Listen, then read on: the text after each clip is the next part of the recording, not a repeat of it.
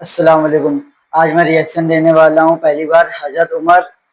بن خطاب رضی اللہ تعالیٰ عنہ کی، مطلب کہ انہوں نے خلافت کہاں سے چالو کری، وہ خلیفہ کیسے اور کب بنے، حضرت ابو بکر رضی اللہ تعالیٰ عنہ کے بعد وہ خلیفہ کیسے بنے۔ تو آئیے آپ کے ساتھ دیکھتے ہیں۔ صرف 2 سال حکومت کرنے کے بعد پہلے خلیفہ حضرت ابو بکر رضی اللہ تعالیٰ عنہ اس دنیا سے چلے گئے، لیکن وفات سے پہلے ہی انہوں نے سب کو کلیئرلی بتا دیا تھا کہ ان کے بعد مسلمانوں کا دوسرا خلیفہ کون ہوگا، عمر بن خطاب۔ اسلام آج دنیا کا فاسٹسٹ گروئنگ ریلیجن ہے، جسے آلموسٹ 200 کروڑ 2 بلین لوگ فالو کرتے ہیں، اور الحمدللہ دنیا میں ایسا کوئی سیکنڈ نہیں گزرتا جس میں دنیا کے کسی کونے میں آزان نہ دی جا رہی۔ اس سب میں حضرت عمر رضی اللہ تعالیٰ عنہ نے بہت بڑا رول پلے کیا، جنہوں نے صرف کچھ ہی سالوں میں مسلمانوں کی اتنی بڑی امپائر بنائی جو ان سے پہلے دنیا میں کسی کے پاس بھی نہیں تھی، الیگزینڈر دی گریٹ اور ایون مصر کے فرعون کے پاس بھی نہیں۔ لیکن یہ سب آخر انہوں نے کیا کیسے؟ حضرت عمر کی پرسنالٹی کو سمجھنے کے لیے اس زمانے کے مکہ شہر کو سمجھنا لازمی ہے، کیونکہ مکہ میں پچھلے کئی صدیوں سے ایک ہی قبیلے قریش کا کنٹرول تھا، اور آہستہ آہستہ قریش کا یہ قبیلہ اتنا بڑھ چکا تھا کہ قریش خود بھی بہت سارے قبیلوں میں ڈیوائیڈ ہو چکا تھا، اور ان قبیلوں کے درمیان اب مکہ میں پیس برقرار رکھنے کے لیے ہر قبیلے کو الگ الگ ذمہ داریاں دی گئی تھیں۔ قریش کے 3 سب سے طاقتور قبیلے، وہاں پہ جو ہے شانتی، مکہ میں شانتی بنی رہے، اس وجہ سے انہوں نے کیا کرا کہ قبیلے کو ڈیوائڈ کر دیا، مطلب سب کو الگ الگ کام دے دیا تاکہ وہ آرام سے اپنا اپنا کام کرتے رہے اور کسی میں مطلب الجھن پیدا نہ ہو۔ جس میں رسول اللہ صلی اللہ علیہ وسلم کے قبیلے بنو ہاشم کے پاس قریش کی ریلیجیس پاور تھی، کیونکہ مکہ کعبہ کی وجہ سے عرب کے ریلیجن کا سینٹر تھا، اور بنو ہاشم کے لیڈرز تھے عبد المطلب اور ان کے بعد ابو طالب۔ قریش کا دوسرا طاقتور قبیلہ تھا بنو امیہ۔ یہ قبیلہ قریش میں صرف اور صرف ایک چیز کی وجہ سے مشہور ہے، پیسہ۔ اسی لیے مکہ کی ساری اکانومی یہی فیملی بنو امیہ کنٹرول کرتے، اور اس قبیلے کا لیڈر تھا ابو سفیان۔ اینڈ لاسٹلی قریش کا تیسرا پاورفل قبیلہ بنو مخزوم تھا، جو مکہ میں واریئرز کی فیملی تھی۔ اسی لیے مکہ میں ہر وار، جنگ کی پلاننگ یہی فیملی کیا کرتی، اور سب سے زیادہ ہتھیار بھی اسی فیملی کے پاس ہوتے تھے، اور بنو مخزوم کا لیڈر سب سے پاورفل لیڈرز میں سے ہوتا تھا، جن میں سے ایک کو ابو جہل کے نام سے جانا جاتا ہے۔ لیکن حضرت عمر رضی اللہ عنہ کا تعلق ان تینوں قبیلوں میں سے ایک کے ساتھ بھی نہیں تھا، ان کا تعلق قریش کے ایک دوسرے قبیلے بنو عدی سے تھا، جو قریش کے ایمبیسڈرز کا قبیلہ تھا، مطلب قریش کا ترجمان، سپوکس پرسن زیادہ تر اسی قبیلے سے ہوتا تھا، اور جب بھی قریش کے آپس میں کبھی لڑائیاں ہوتی، ان لڑائیوں کو بھی یہی قبیلہ حل کیا کرتا، اور ان کا لیڈر تھا خطاب، حضرت عمر رضی اللہ تعالیٰ عنہ کے والد۔ اسی لیے حضرت عمر کی پرسنالٹی کی یہ سائے کہ وہ کسی بھی بڑے مسئلے کو بہت ہی آسانی سے بات چیت اور ڈیبیٹ کے ساتھ حل کر لیا کرتے تھے۔ انہیں اپنے والد کے قبیلے بنو عدی سے ملی، لیکن حضرت عمر رضی اللہ تعالیٰ عنہ کی پرسنالٹی کا ایک دوسرا اینگل بھی تھا، جو ہم سب بار بار سنتے رہتے ہیں، کہ وہ بہت ہی غصے والے انسان تھے، اور بات بات پر دوسرے کا سر کاٹنے کے لیے تیار ہو جاتے تھے۔ حضرت عمر کی پرسنالٹی کا یہ ٹریٹ انہیں اپنی والدہ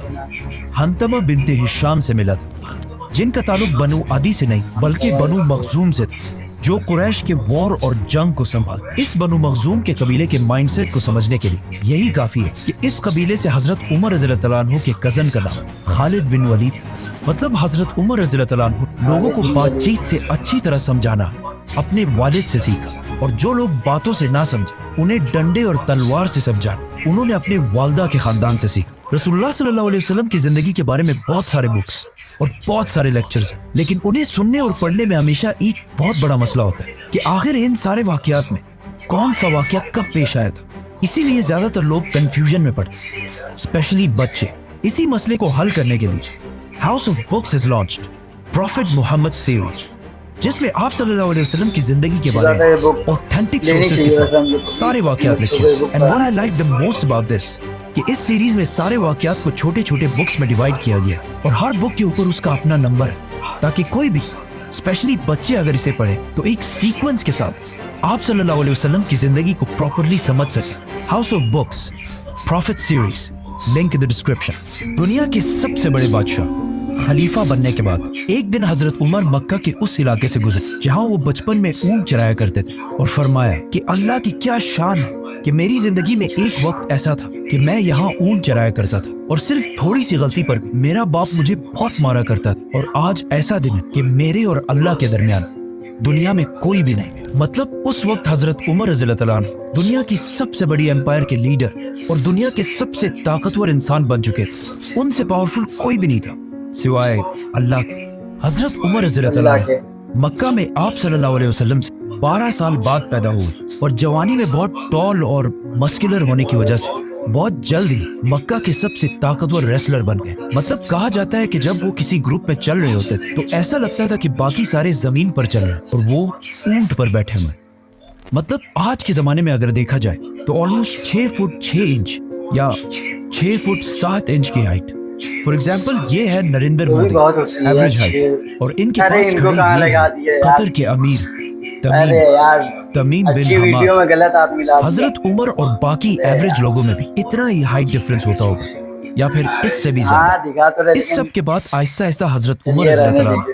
अपने कबीले बनु अदी की लीडरशिप संभालने लगे और मक्का के बड़े बड़े सरदारों के साथ मीटिंग्स में बैठने लगे और कुछ ही अरसे में कुरैश के सबसे टैलेंटेड एम्बेसडर बन गए। और इसके साथ ही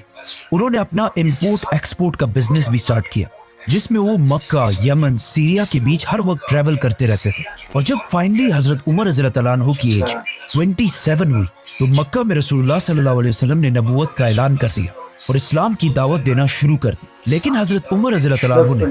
कुरैश का एम्बेसडर और स्पोक्स पर्सन होने की वजह से इस्लाम की पहले सख्त मुखालफत और मुसलमानों के खिलाफ अपने मामू अबू जहल के साथ खड़े हो गए। इस्लाम से पहले हजरत उमर रज़ियल्लाहु ताला अन्हु की रेपुटेशन कोई इतनी अच्छी नहीं थी क्योंकि वो बहुत सारे एंटी इस्लामिक एक्टिविटीज में इन्वॉल्व रहते थे, मतलब शराब और जुआ वगैरह। और इस्लाम से इतनी नफरत करते थे कि अपने एक गुलाम को सिर्फ मुसलमान होने की वजह से एक दिन उन्होंने इतना मारा कि खुद उसे मार मार कर थक गए। लेकिन जैसे जैसे वक्त गुजरता गया आहिस्ता आहिस्ता हजरत उमर रज़ियल्लाहु ताला अन्हु की पोजीशन मुसलमानों के बारे में थोड़ी बदलने लगी। इसीलिए एक दिन जब वो मक्का में एक गुलाम के पास से गुजरे जिसे उसके मालिक अबू जहल ने मुसलमान होने की वजह से मार मार कर ऑलमोस्ट बेहोश कर दिया था। जब हजरत उमर ने देखा कि किसी और ने उसकी मदद नहीं की तो खुद जाकर उसे हाथ दिया और उसे उठाया, जिस पर उस गुलाम ने हजरत उमर से कहा कि वल्लाह आप उन दोनों में से बेहतर हैं, जिसकी हजरत उमर रज़ियल्लाहु ताला अन्हु को समझ नहीं आई। इस गुलाम ने उस दुआ की तरफ इशारा किया था जो आप सल्लल्लाहु अलैहि वसल्लम ने अल्लाह से की कि या अल्लाह मक्का के इन 2 उमरैन में से एक को इस्लाम की तरफ ला। एक उमर बिन खत्ताब और दूसरा आम्र बिन हिशाम। अबू जहल मक्का के कुरैश को मुसलमानों से दूर करने के लिए अबू जहल और अबू सुफियान बार बार मक्का के बड़ों की मीटिंग्स बुलाकर उन्हें ये समझाने की कोशिश करते थे कि मोहम्मद की वजह से हमारा रिलीजन तो खराब हो ही चुका है लेकिन उसके साथ साथ हमारी इकोनॉमी और इज्जत भी बहुत खराब हो चुकी है। इन सारे मीटिंग्स में बार बार बैठकर एक दिन हजरत उमर रज़ियल्लाहु ताला अन्हु आखिर बहुत तंग आ गए तो उन्होंने आखिर एक ऐसा फैसला किया जो इससे पहले करने की किसी में भी हिम्मत नहीं थी। रसूलुल्लाह सल्लल्लाहु अलैहि वसल्लम को कत्ल करने का फैसला और अपनी तलवार लेकर सीधा दार अरकम की तरफ रवाना हुए जो मक्का में मुसलमानों का हेडक्वार्टर था। लेकिन अल्लाह ने हजरत उमर को इस सबसे बड़े गुनाह के दौरान